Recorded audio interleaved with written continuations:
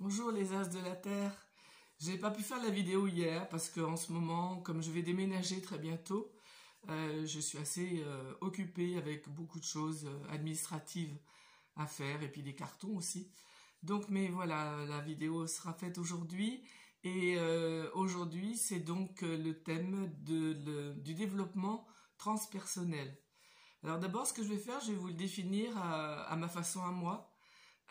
En fait, il y a la connaissance de soi, il y a le développement personnel, qui est donc le développement de l'ego, et le développement transpersonnel qui est joint à ça. C'est-à-dire que le développement transpersonnel, c'est aller au-delà de la personne, aller au-delà de l'ego. C'est-à-dire avec le travail de connaissance de soi, le travail de développement de soi, de l'ego, il y a aussi la transcendance, hein, le trans, celui qui traverse l'ego pour aller justement dans une dimension qui est aussi présente chez l'être humain, on va dire, c'est justement le divin. Et c'est vrai que cette approche transpersonnelle permet d'aller regarder, d'aller observer comment on s'est construit, la plupart du temps avec des dysfonctionnements.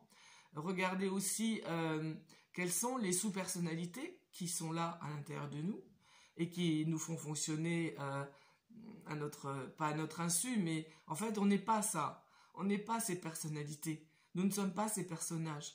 Nous croyons que nous sommes ça et souvent nous disons ah ben moi je suis comme ça, ah ben moi personne ne me changera, moi c'est comme ça que je suis, alors qu'en fait c'est faux.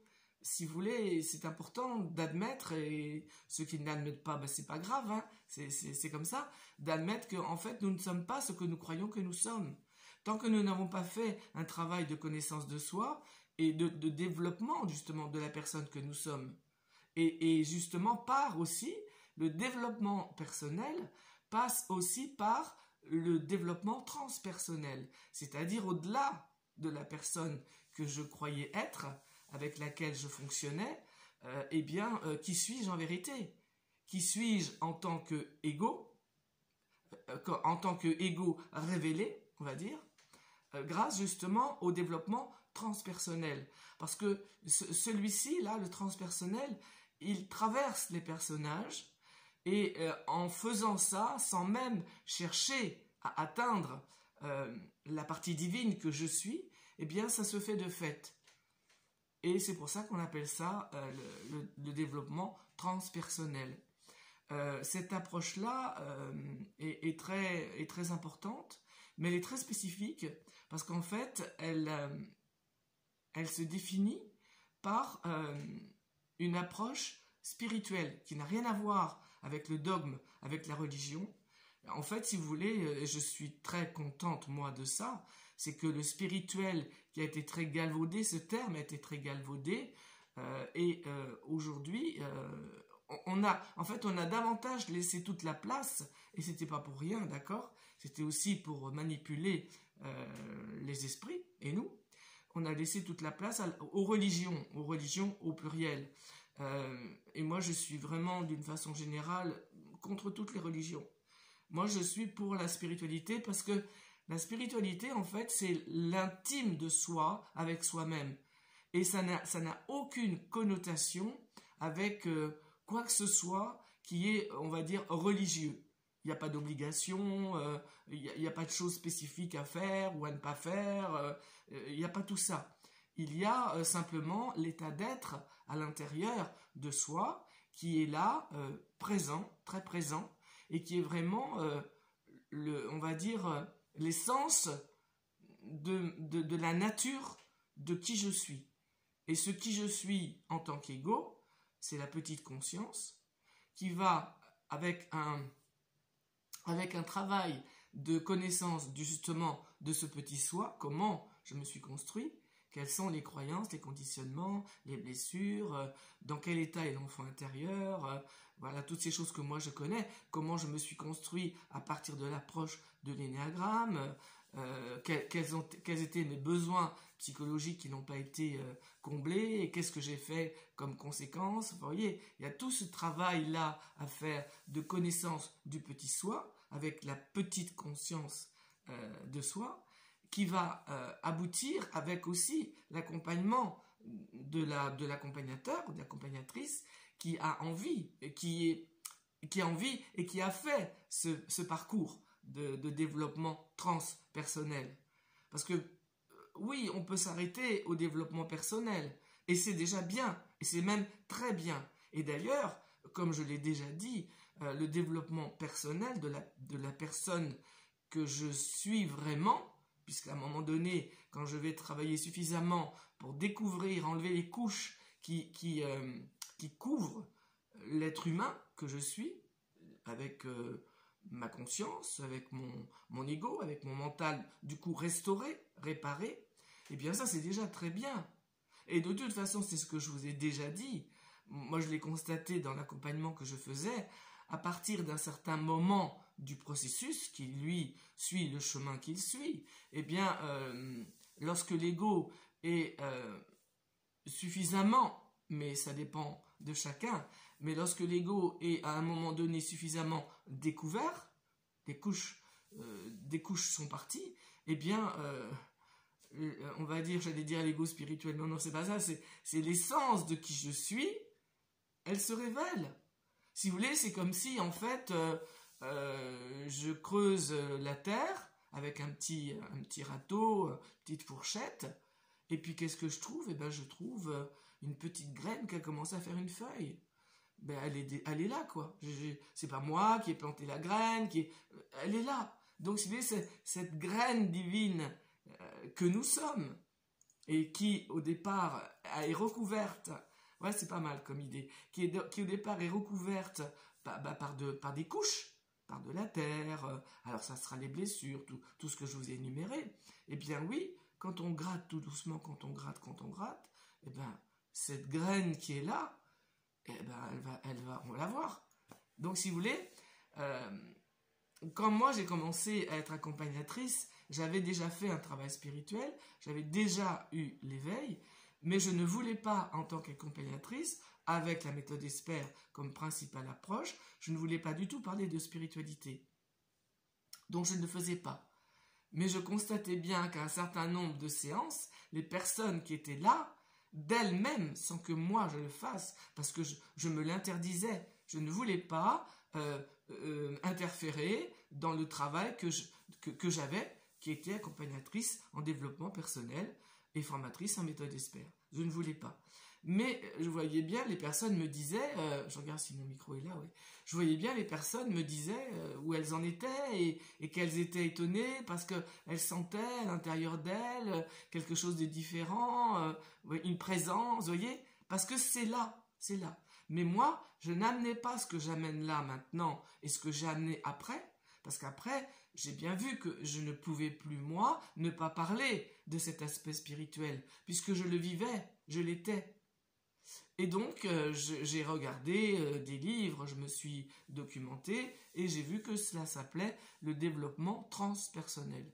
Et j'étais assez contente parce que j'avais trouvé un nom, quelque chose qui validait ce que moi, je sentais en moi de faire, et puis j'ai accepté d'inclure dans mon accompagnement ce terme de développement transpersonnel.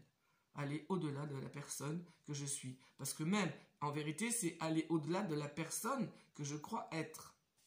Parce qu'une fois que ce travail transpersonnel est effectué pas mal, on va dire, qu'il est bien avancé, et qu'on a touché au spirituel avec les vidéos que je fais le dimanche, qui sont beaucoup plus ciblées sur la spiritualité, voyez ?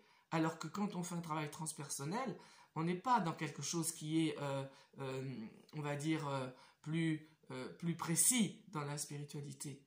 On est dans la recherche de cette transcendance qui est à l'intérieur de soi. Et donc, si vous voulez, quand ça s'est fait, je ne sais plus ce que je disais, mais c'est pas grave, mais quand ça s'est fait, cette transpersonnalité, eh bien, la personne, elle a accès à cette essence divine qu'elle est, et là, elle peut aller dans ce qu'on appelle du coup la spiritualité, mais qui n'a rien du tout de dogmatique. La spiritualité, c'est vraiment un mot qui est à remettre dans toute sa splendeur, oui, qui est vraiment l'humain dans l'intime de lui-même. et avec lui-même, et avec ce qui le constitue, lui, en tant qu'être humain.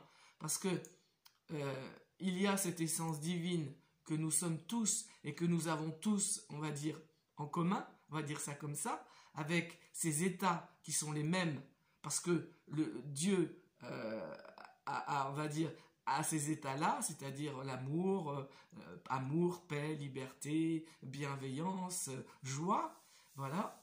Et eh bien, si vous voulez, ces états d'être-là sont à l'intérieur de tous les êtres humains, mais la différence, c'est que chacun va les manifester dans son incarnation avec qui il est. Vous voyez, moi je suis italienne, je parle avec les mains, j'ai beaucoup de verbes, et puis quelqu'un peut-être je sais pas quoi, de plus calme va parler différemment, va être plus posé, parce que heureusement, sinon on serait tous les mêmes et ça serait quand même moins rigolo, on va dire.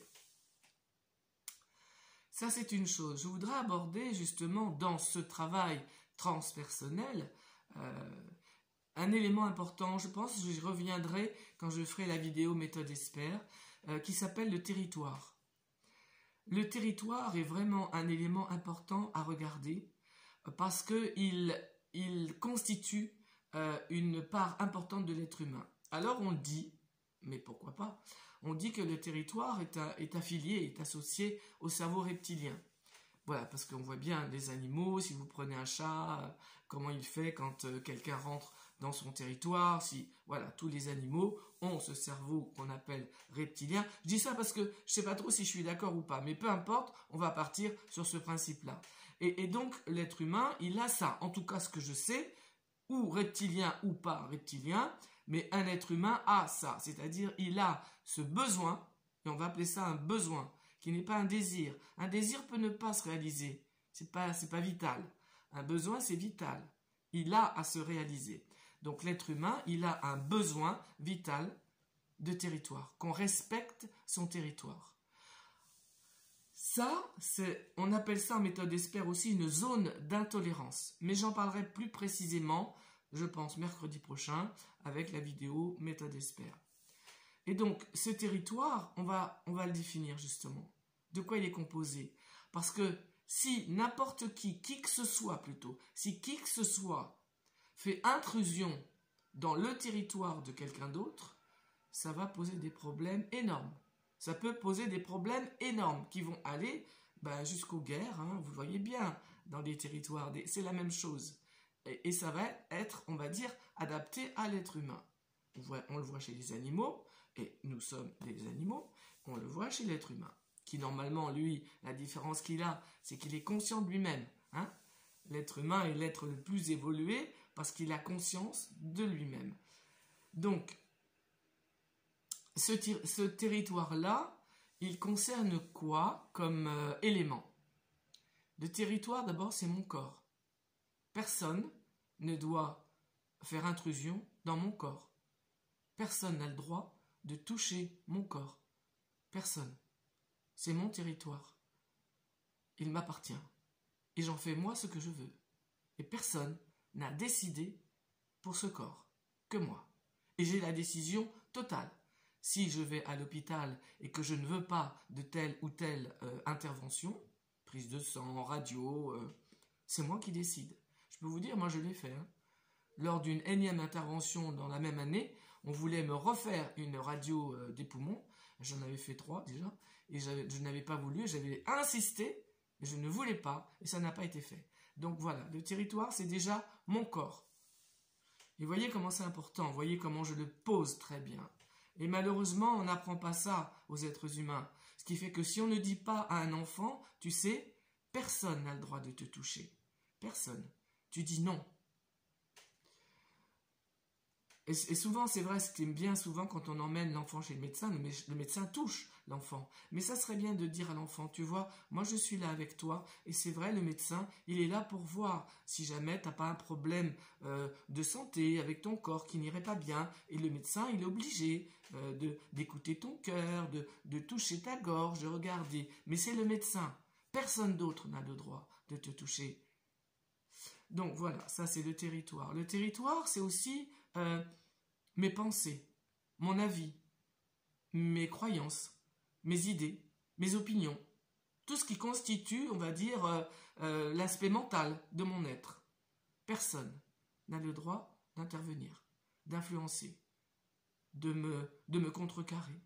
On peut donner son avis, mais on n'a pas le droit de me dire « Ah bah toi t'es comme ci, ah bah toi t'es comme ça, tu pourrais plutôt faire comme ça, ah bah tu devrais plutôt penser ça, ah bah ça m'étonne pas de toi que tu penses ça. » Vous voyez, ça c'est faire intrusion dans mon territoire. Donc le corps, le mental, mes pensées, mes croyances, mes idées, aussi tout l'aspect spirituel de mon être, hein. Même si je ne suis pas d'accord avec le fait que la personne en face, elle a des avis, des façons de vivre, on va dire religieuses ou spirituelles qui ne sont pas les miennes, j'ai aucun droit de parler, d'intervenir, de donner mon avis. Non, j'ai juste à respecter et à accueillir. Peut-être après je pourrais dire que moi je ne suis pas d'accord, que moi c'est plutôt comme ça, mais il y a une différence entre donner mon avis et influencer l'autre, et vouloir que l'autre pense ce que moi je veux qu'il pense.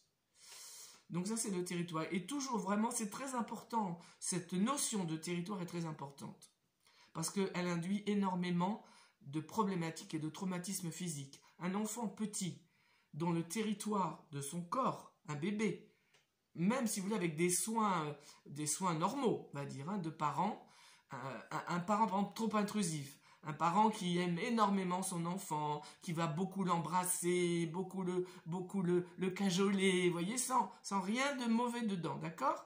Eh bien ça, pour le petit enfant, c'est intrusif.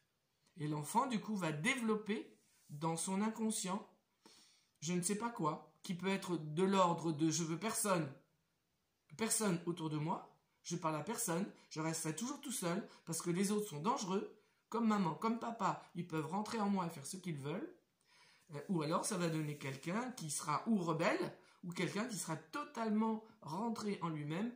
Alors ça peut donner plein de choses. Là je vous donne des exemples, mais moi je ne sais pas ce que va faire la personne. En tout cas, ce que je sais, c'est qu'avec de l'intrusion dans le territoire, donc dans le corps, déjà tout petit, il va y avoir chez l'enfant, chez le petit enfant, un mécanisme de défense qui va se mettre en place, mais je ne sais pas lequel. Mais avec ce mécanisme-là, l'enfant va vivre toute sa vie.